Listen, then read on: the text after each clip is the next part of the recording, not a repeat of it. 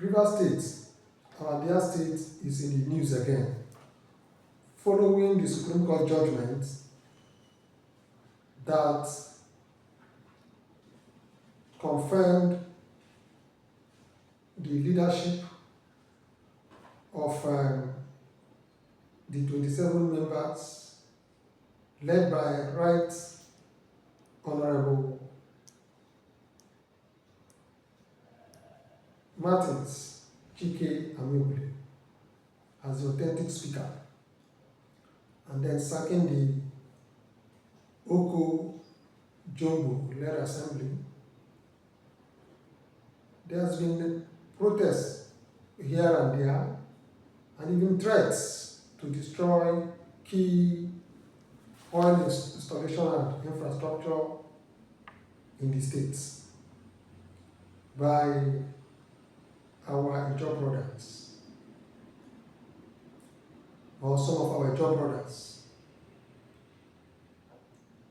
I want to say that the state, under the leadership of His Excellency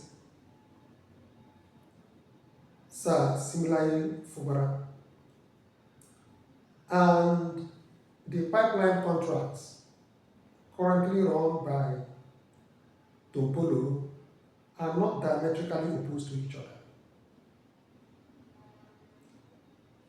I don't want our job brothers to play into the hands of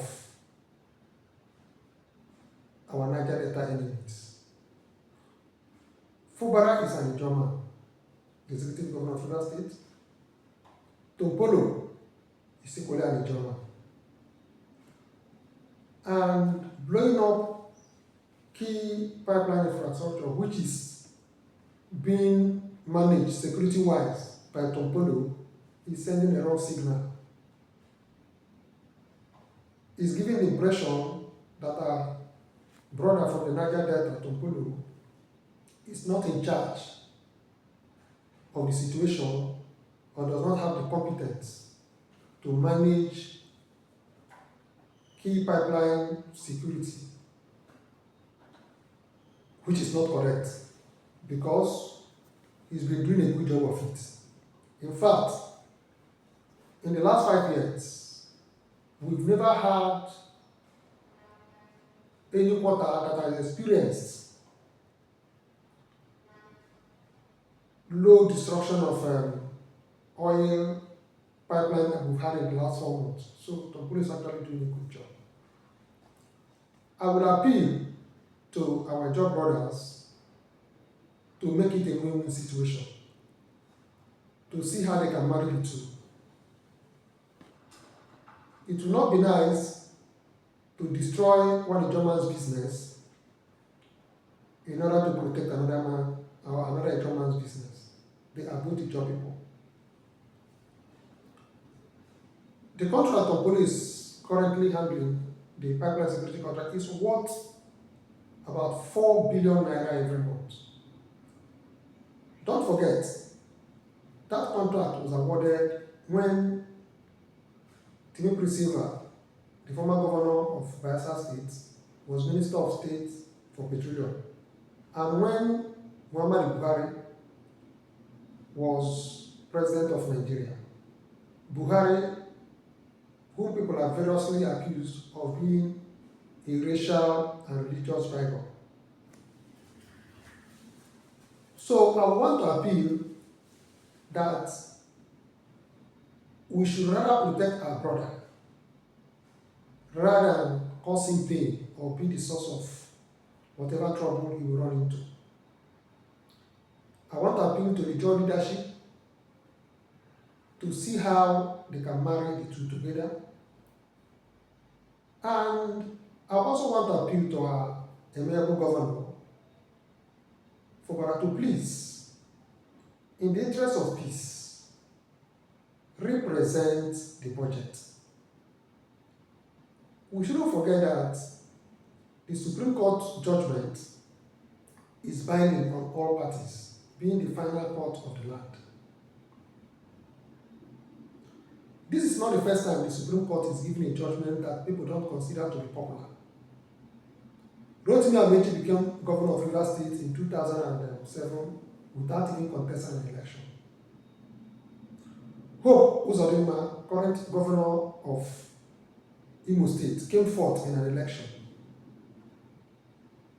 He became governor of Imo State and is even doing courtesy of Supreme Court judgment. Doyediri, the current governor of Bayelsa State, is today governor courtesy of Supreme Court judgment because he came second to David Lyon, the APC man who won the election, but who was stopped a day to his swearing in by the Supreme Court because of the discrepancies in the certificate of his deputy or running mate, Senator Degi. The Supreme Court has shown that they are not there to give popular judgments. I think they look at the evidence before them and then arrive at a conclusion. That is why they are the Supreme Court. They have evidence or knowledge that we are not privy to. So please, my advice or suggestion or appeal to our Ijaw brothers is we should not play to the hands of our enemies. Because there are persons who are waiting, who are not happy. We, having gone through, we know the kind of environmental degradation and pollution we suffer in the Niger Delta. So it came as a relief when one of us, our Ijaw brother, was given the contract. So please, we should do everything not to play into the hands of our enemy. There are a lot of political jobbers who are even suggesting to the governor, don't bother representing the budget.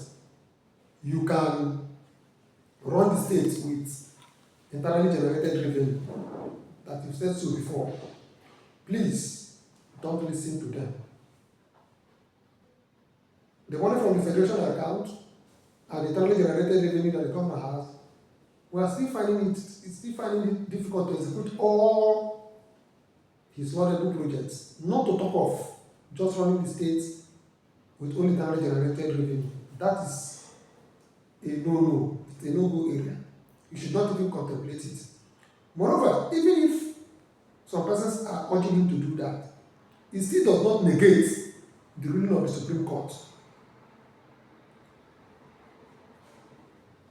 who can go through other means to enforce that judgment. So please, my brothers, let us learn to be our brother's keeper.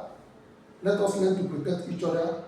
If the governor, in my opinion, is having any problem with presenting the budget, I feel he should write to the Martin Samebule led House of Assembly, telling them his challenges, his constraints, and then asking for more time,